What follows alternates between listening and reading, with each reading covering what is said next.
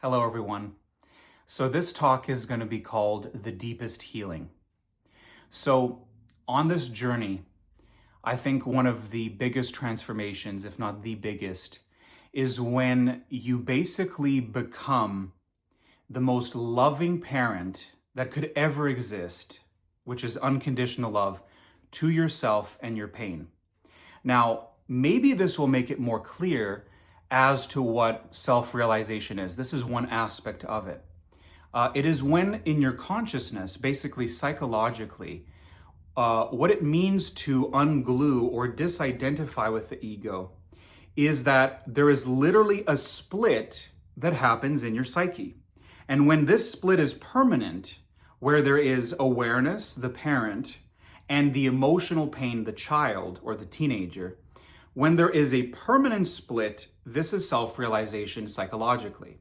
So what this means is that even in the presence of immense emotional pain, you had a really big trigger and you're having these really, really sad thoughts and you're feeling horrible, there is no possibility once awareness it clicks into place permanently.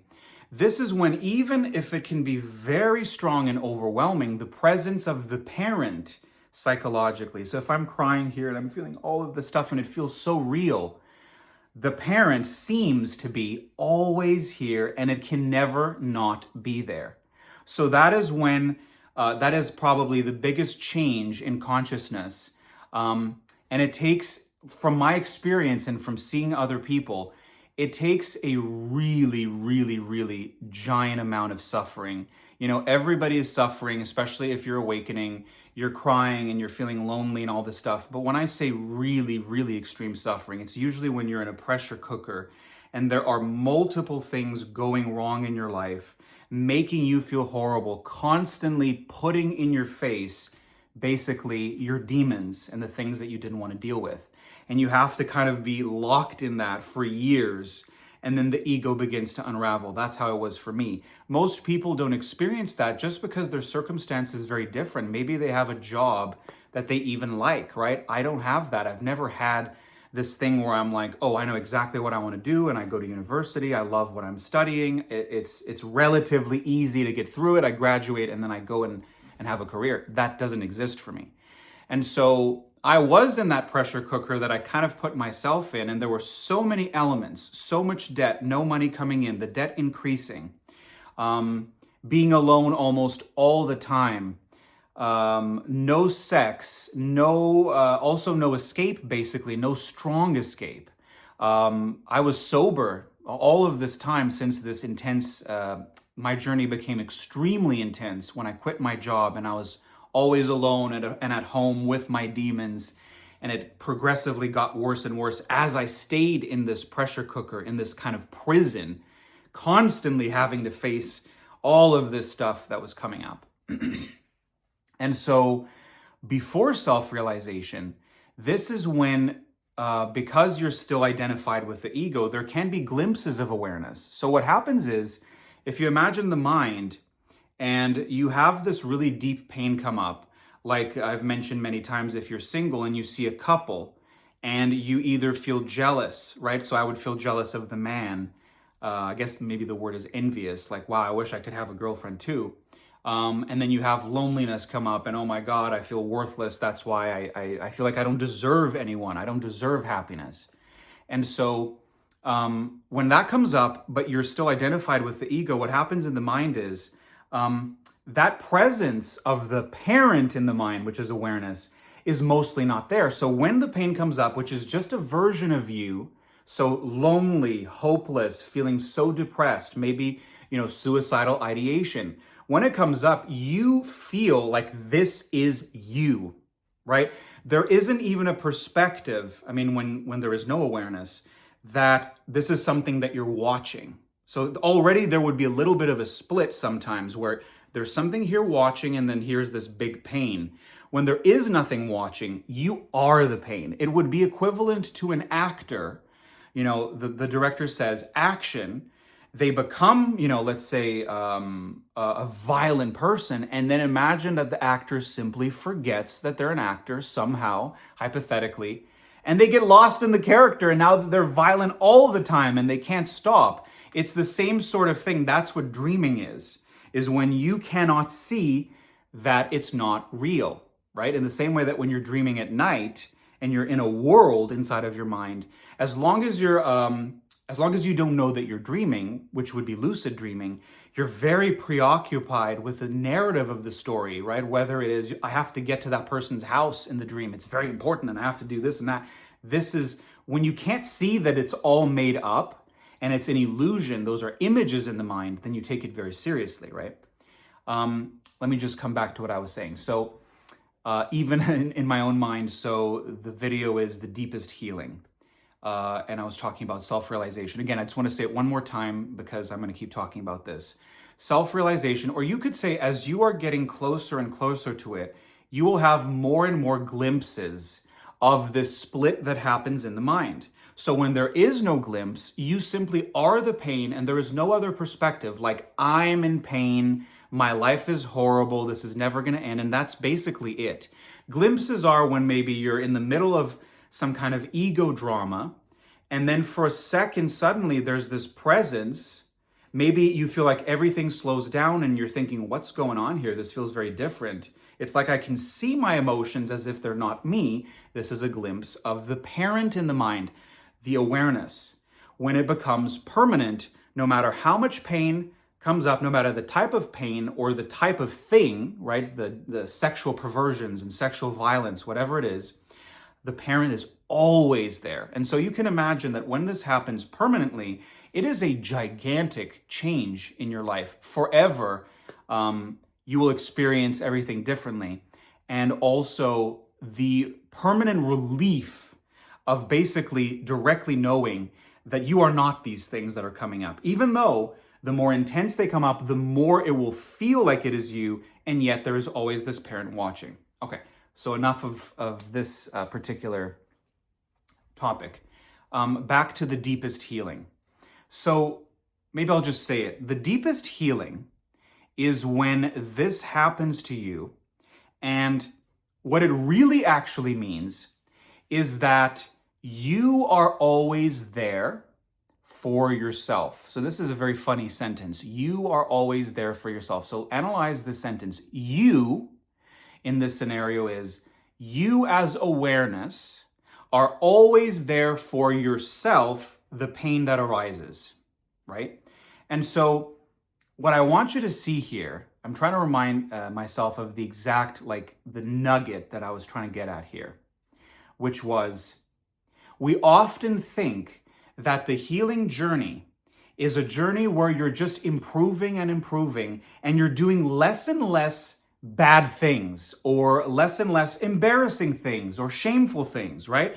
And that is a part of it, right? As you shed a lot of pain. But this is actually also misleading, and it comes from, of course, the ego's judgment and the ego's inability to be with what is in the moment. It always wants something that's better than now. And so the deepest healing is not when something disappears in your experience. I used to feel this, and it was ruining my life, and after years it's gone now. I can see that it's gone. Sure, you could say that as a sign of healing, but I would say that the deepest healing is when you notice, after maybe years, you've been crying and you've been doing all sorts of things and you do see the changes, and yet you might think to yourself, oh my God, here it comes again. I'm depressed again. I thought it was over, but here it is again. I feel like my life is horrible. I look at other people, they're living the life of their dreams, and then I look at me and I just want to die, right? Or I'm crying over something that I thought would be over by now. So when that's happening, remember this is a part of the process. You cannot skip, you cannot cheat.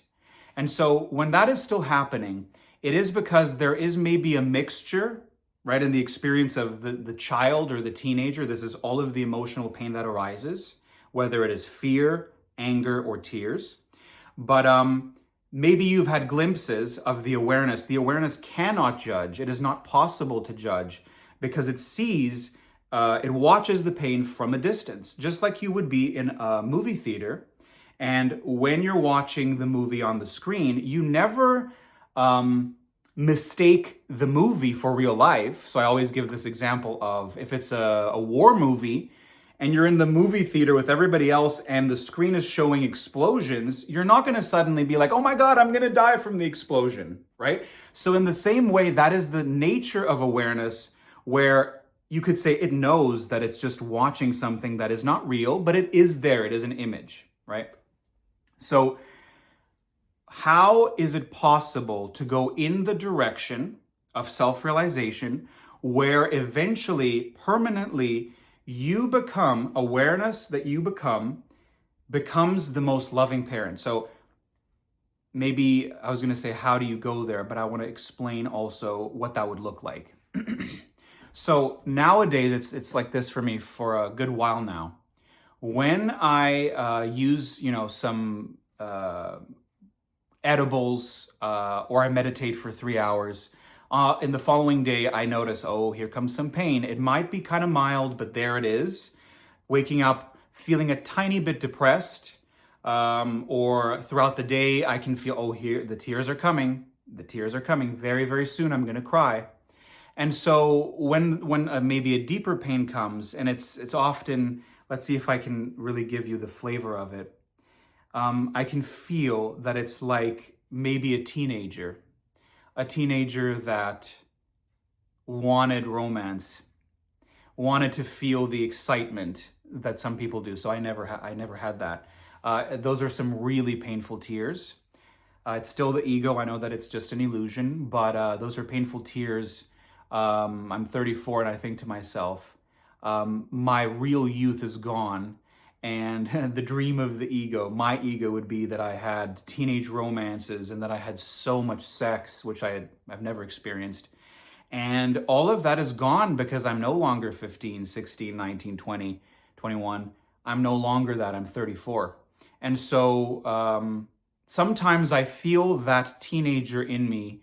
And I, in my experience, this is just a mental image. It's not actually happening. But I feel like that teenager, sometimes it's a 7-year-old or whatever it is coming up to me, and he feels so horrible. He feels so lost and so heartbroken, and nobody wants him, nobody loves him, and the heartbreak is so deep. And so I'm trying to describe here this the what happens with the deepest healing. What I want you to notice is that I'm not saying to you that the deepest healing is when all of the pain is gone and there is no more triggers and no more pain, because that is so unrealistic when you actually know what the journey really is like and the depth of the emotional pain is.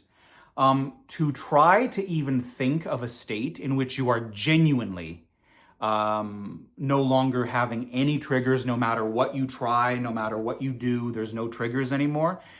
Pretty much nobody gets to that. A lot of people think they have gotten to that, and they are in deep, deep denial of their human pain. They are lying to themselves left and right, and maybe they feel very peaceful, right? Suppression can be very, very powerful, but they're definitely not at that level.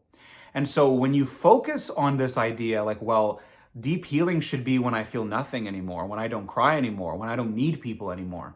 Well, that is very unrealistic. So much more realistic, and when people don't even get to this, and they're dreaming of being at this level where it's pretty much almost complete enlightenment, where nobody gets even close. Way, way, way, way before that, which is self-realization, is when you're still full of pain. You experience the pain very, very differently. Like I said, it feels like it's something that's happening within me. So technically it is me, it's happening in one body. But it's also very strange that the pain meets the parent. And so every time that I feel this, the deeper it is, the more that I feel like hugging this version of me. And so the deepest healing is when, no matter how deep the pain is, no matter how bad it is, no matter how much anger you have, no matter how nasty it is and cruel it is, basically psychologically for me, I have to kind of back up so that you can see my arms a little bit more. When I suddenly feel it, right? You're feeling fine, suddenly I'm not feeling fine. My awareness is basically doing this, like to a child or to the teenager that's me in horrible pain. My arms are wide open, basically saying, I'm here. I'm here with open arms, and I'm going to hold you. And here is the deepest healing, which is the unconditional love. I'm going to hold you. So what that means physically is I'm going to cry. I'm going to feel. I'm going to also allow every single image and memory and fantasy and anything that arises in my mind. And I'm going to give that attention. And as I give that attention, it actually brings up even more pain, right? And so I give my attention to this whole painful experience. This is me holding, right? It is not looking away. And so the unconditional love, I've discovered this when perhaps in some of the deepest pain, when there's suicidal ideation and I felt lifeless. I felt like I wanted to kill myself or I just wanted to die. And the pain is so, so, so deep. You're so hurt. And what I discovered is the pain, this is all pain, by the way, but especially that pain, because I think when I think of that character, that version of Steve that said, I just want to die, the pain is so strong. I feel so lonely. I've always been lonely. I've always been afraid. I've always felt like nobody loves me, that I don't want to be here anymore. And so what I discovered is that that pain also felt guilty for wanting to die. It felt guilty, like this is a shameful thing. This is a bad thing. And so psychologically, I would feel like that version of me was there. I was experiencing it, and then I would talk to it, and I would talk to it out loud as the parent. You could think of this awareness as God, and I would say to the pain, you know that it's okay that you want to die, right? You know that there's nothing wrong with you. And perhaps what you need to hear the most is that I love you like this. I don't love you only when you change this. I don't love you when this is going to be healed. I don't love you only when something changes. I'm telling you that I love you fully and completely like this. When you hate life and when you want to die, and maybe some people would call that deeply ungrateful, but I don't. And exactly as you are, here's the holding, the unconditional holding. And here's the final piece that I think is so incredible, because when I would say this to the pain, then I would start sobbing and sobbing and sobbing, and suddenly I would feel that it was gone. Like literally like magic, that version of me got what it wanted, and then finally it could let go and die.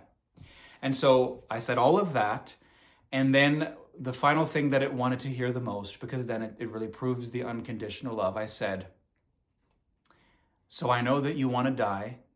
There's nothing wrong with this. And the last thing that I want you to know is that you choosing to die or to kill yourself right now, I want you to know that with this decision that you may think is the absolute worst, with this decision to want to kill yourself or want to die, I love you like this for all eternity, forever, which means I don't want you to change. I'm not waiting for you to change, because my love is absolutely 100% unconditional. And so if this is how you are, I love you like this forever. And when I would say that, I could feel something moving, and then I would sob from the depths of my being, and then it would just disappear. And that was another little part of my ego that got what it wanted, finally fulfilled, and then it just finally was able to let go. And so the deepest healing is not when you have no more pain. It's actually when you have all of the space and all of the time for any kind of pain that can arise, right? And what I want to say to you is, sometimes people, they talk a little bit about this sort of thing, but they haven't yet experienced the actual unconditional love, which is what I just described. I love you like this forever, for all eternity. And so there is this kind of pressuring and this sort of shaming you that if you don't experience this, you're doing something wrong. Of course you're not doing something wrong. You can't skip steps. I experienced that forever for my entire life, including in the spiritual journey, because there's so much pain. Maybe this is the next part. How is it that you move in the direction of this, right? It takes so long and it's so difficult, and you're going to feel like you've failed a million times. You're going to feel like here's the pain again, and I don't have time for it. I can't. I don't know what to do. I've tried everything, but I can't be with the pain. I don't want to feel it. Remember, that's part of the journey. Let me remind you that there is nothing that you can experience that cannot be loved, like the way that I described. So it's almost like if you're listening, it's like you're a part of me. So instead of being a Steve, all of this is just the same thing. So if it's the person that's watching this video and you're saying to me, oh my God, I've tried, but when pain comes, I just eat something. I just want it to go away. I know that I'm hating myself. This is a part of me that's in pain and I just can't do it. Well, if I'm unconditionally loving, which is what I'm kind of trying to transmit to you, but you can't really transmit it. You have to go through the whole process yourself. Is I would say, you see all of this that you can't do, that's perfect. Whatever you're experiencing, so the inability, you've created this fantasy that you should just be able to do it. You can't. I couldn't just do it. I had to go through this immense process. So you've created this thing. The ego has created this thing, which is an expectation. You should be able to do it. But I'm here to tell you that that can be loved, because there is nothing that you can find in your psyche that cannot be loved by awareness. There isn't. Believe me, I've seen the limits of it. The most taboo, the most disgusting, vile things that most people, even in spirituality, will not want to look at because it's just too deep. It's too awful. Nothing cannot be loved. Everything can be loved because everything can be held. And when you hold your pain, you'll realize that it's just you. So when you're very distant from your pain, you think that it's a monster, it has a monster face and has nothing to do with you. But the closer you get to it, wanting to investigate it, and then when you finally hold it, you'll see that that monster face turns out to be just your face, right? That's very, very deep. It's all just you. Every part, no matter what it is just you. And it will always be a face that's in pain, whether it is a face that is crying, a face that is numb, a face that wants to kill and wants to harm. All of it is just you waiting to be loved. And so I hope that I was able to transmit that. And maybe the last thing I want to say is, how can you go in the direction of this? Well, once I've done it all in the most messy way possible, feeling like I'm doing everything wrong and nothing is working, nothing is moving, nothing is changing. Now I can look back, and it's easy only in looking back. But basically, it was trying to embrace every experience while at the same time not being able to at certain times. So basically, one thing was that because I was in that prison with so many things happening at the same time, and suffering just wouldn't stop coming and wouldn't stop coming, and I was already crying, but it wouldn't stop coming. And so there was a day where, avalanche after avalanche of pain and resisting the pain, normal. Resisting often looks like not crying because you can't. So you kind of stay hours depressed and you're in your mind, how do I fix this? How do I fix this? And it got to a point where I realized that when I would cry very deeply, when I could, I would feel so much relief and it would be gone. So this thing that felt so real was suddenly gone. And so when there was a day, I don't remember the day, but there was a day that I realized, oh my God, if I'm here and nothing ever changes and I'm just feeling so awful and suffering just keeps coming, I think what I'm supposed to do here is when the pain comes, it's almost a habit. Oh my God, these are actually tears waiting to be cried. They're not just this weird experience where I'm just depressed for hours. Those are actually versions of me that are crying, but I'm not yet able to connect to them easily and quickly. And so when that clicked into place, it changed everything for me, because then it became a habit. I would be at the park, I would see something, I would feel lonely, and suddenly there's this deep pain, and then these are tears. Very likely these are tears. And then the more that I would do it, eventually this is when I'm getting closer and closer to what is my experience now. It took forever because you resist the tears. You want to find a solution in the mind, right? This is how you were able to survive your childhood and your entire life, by not looking at the pain. And so how you go in the direction of the deepest healing is by first and foremost being honest, being truthful. And again, this is a whole process. can you be honest about how angry you are at your life? And often it will sound very petty, especially if you've watched a lot of spiritual videos. It will sound very petty, but this is what the ego is. And it will say, I hate my life because I don't have enough money. You're not even poor, but it's like, I can't travel. I can't buy a nice car. I hate this. And I was pretending. I was like, yeah, I don't like it. No, no, no, no. You hate it. You hate it so much. You wish you could destroy the world once you get to the depth of it. The same thing is if you don't have a partner or you don't have sex like me. And it's like, why do those guys get to not have any fear or very little fear, and they feel like they deserve sex? And I'm here stuck like this, destroyed psychologically, where even being around a woman that's not even looking at me is difficult, right? So the truthfulness is how you access this. And then the more honest you can be and perseverant in being honest, you're going to see that there are layers. Oh my God, I'm not just this. I'm not just slightly angry. I'm very angry. Oh my God, there's a violence. Oh my God, there's this murderous rage in me. I want to destroy the entire world if I could, right? This is a long process. And so this is the last thing I'll say. The process leads you to a place where permanent change suddenly is there. Permanent change is when you no longer, or there is very, very, very little resistance to your anger, to your tears, and to your fear. And the only way that you can get there is being truthful about, what's there in the moment, trying to look deeper, and then facing the fear. At your own pace, sometimes you give up, sometimes you don't want to do it, sometimes you want to eat, you want to distract yourself. All of that is part of the journey. But then you go back to it. That's the resilience, the perseverance, and the interest and the truthfulness. I want to see more. I want to see more. And eventually you have to it's kind of odd. It kind of becomes like most of your life where I want to see the truth. I want to see more of it. And it becomes easier and easier. And so, yeah, the deepest healing is no matter what you're experiencing, once you've gone through this whole process, and maybe that is self-realization.